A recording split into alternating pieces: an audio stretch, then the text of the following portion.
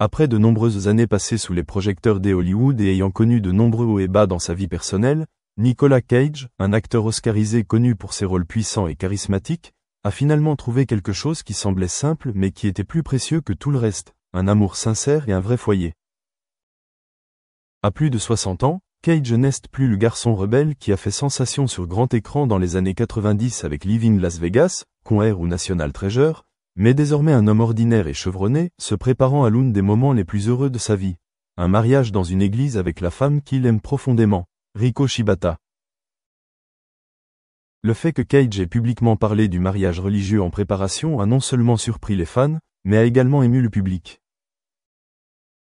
Car il ne s'agit pas simplement d'un autre mariage dans sa liste de moments de matchmaking, mais d'un grand tournant, d'une affirmation sérieuse que cette fois, Nicolas Cage a vraiment trouvé la personne qui veut l'accompagner pour le reste de sa vie.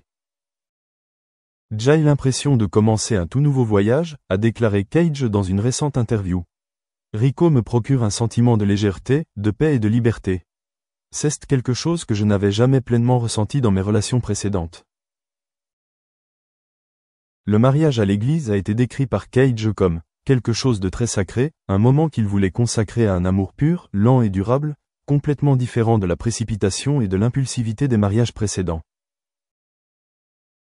Le choix de Cage d'organiser une cérémonie de mariage aussi traditionnelle, solennelle et chaleureuse montre qu'il prend vraiment au sérieux son nouveau rôle dans la vie, un mari, un partenaire dévoué et aimant. Le couple a une différence d'âge de 30 ans, mais cela n'a jamais été un problème entre Cage et Riko. Ils se sont rencontrés pour la première fois en 2020 et se sont mariés lors d'une petite cérémonie à l'Hôtel Wynn de Las Vegas en février 2021, à une époque où la pandémie rendait les grands événements impossibles. Mais c'est dans cette humble circonstance que Nicolas Cage a trouvé la simplicité, la sincérité et la pureté dans l'amour.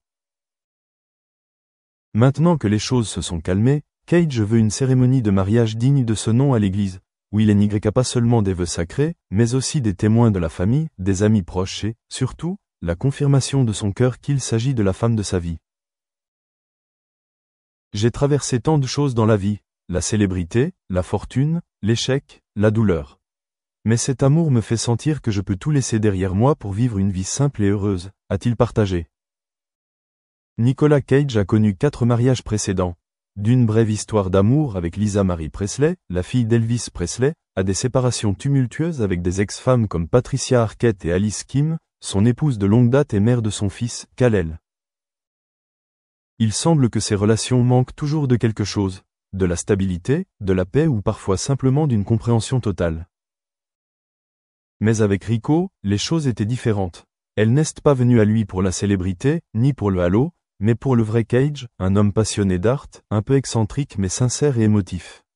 Riko est douce, délicate et se tient toujours discrètement derrière Cage, l'aidant à rester calme au milieu d'un monde chaotique.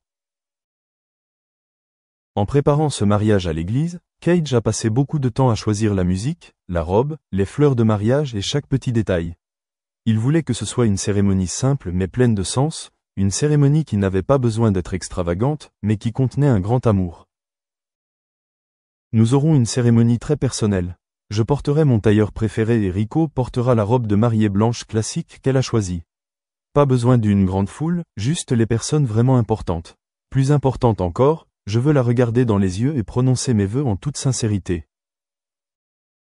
Ce qui a le plus ému Nicolas Cage, c'est qu'il avait l'impression de se retrouver à travers cet amour. Après des années passées à vivre dans la haute intensité des Hollywood, à lutter contre les rôles, les dettes financières et les scandales personnels, il n'est plus fatigué ni confus. Il vivait plus lentement, plus tranquillement mais plus heureux que jamais. Avec son fils Kal-El, Nicolas Cage a également partagé sa volonté de reconstruire l'image d'un père exemplaire, d'un père de famille. Il a admis un jour que le travail l'avait éloigné de ses enfants et qu'il voulait désormais se rattraper. Organiser un mariage formel, en présence de la famille, est la première étape pour guérir le vide dans le cœur. Cage a également écrit ses propres vœux de mariage pour la cérémonie, un passage qu'il a composé lui-même, comme un script dans lequel il a mis tout son cœur. Ce sera une promesse douce mais profonde, être là l'un pour l'autre dans la maladie et dans la santé, dans la joie et dans la tristesse, jusqu'à la fin de la vie. Quant à la famille, le fils de Cage, Kal-El, jouera un rôle clé dans le mariage, en tant que symbole du lien entre les générations. Cage a déclaré qu'il souhaitait que ses enfants voient un modèle d'amour véritable, pas bruyant, pas passager, mais constant et sincère. Les apparitions de Cage lors d'événements récents montrent également clairement un changement dans son attitude, plus détendu, moins stressé et surtout, plus optimiste que jamais. Les fans ont remarqué que dans ses yeux, il n'y avait plus de fatigue ou d'inquiétude constante à la place, il y avait la lumière chaleureuse d'un homme se préparant pour le chapitre le plus heureux de sa vie. Les amis proches de Cage disent qu'ils ne l'ont jamais vu aussi heureux. Il n'épouse pas seulement une femme, a révélé un ami proche, il épouse à nouveau sa croyance en l'amour, et c'est vraiment émouvant. Tout comme dans un film romantique dans lequel Cage a joué, sa vraie vie a désormais une fin de rêve. Un amour qui arrive tard mais qui dure, un mariage tant attendu et une promesse qui résonnera à jamais dans le cœur de deux étrangers qui se... Yeah, my question was like, do you experience the same at your universities? Have you conversations of this kind? And maybe, who would like to start talking about this topic? I think, I mean, I can certainly talk from Bath perspective. I'm not sure if we've really thought about it, and maybe that's why there is a radio silence across my colleagues. I think that we work with industry and very closely, and we think about the skills that industry needs. And I think that we have shaped our programs around those discussions. I don't know if we've worked with industry subsequent to the pandemic and actually really thinking about how the recruitment landscape has changed and how perhaps, you know, our students will no longer be in physical spaces. I don't get a sense that we've started those conversations yet. So I think perhaps maybe your thinking is further advanced than perhaps, you know, our own application is at this stage. I just don't get a sense that we're having those conversations with industry yet. Not that they're, I'm sure we will be, but I just don't get a sense that we are at this time at Bath.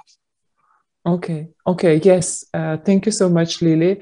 It's interesting that the conversation haven't started yet, and I think we will anticipate something like this happening soon, because based on the conversations that I have with universities, some of they start thinking about what Ivan has just mentioned, since people has already had a taste of this different experience of blended and hybrid.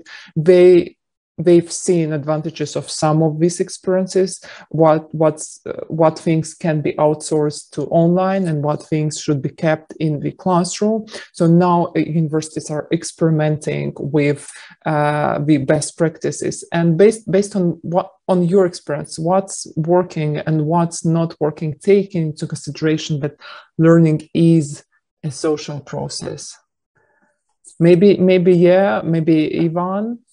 Well, I wanted to say that I totally agree with Lily, that we are always trying to update which are the competences that our students need.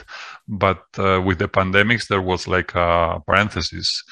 It was just an issue of survival. We had to find a way to go ahead and minimize the losses.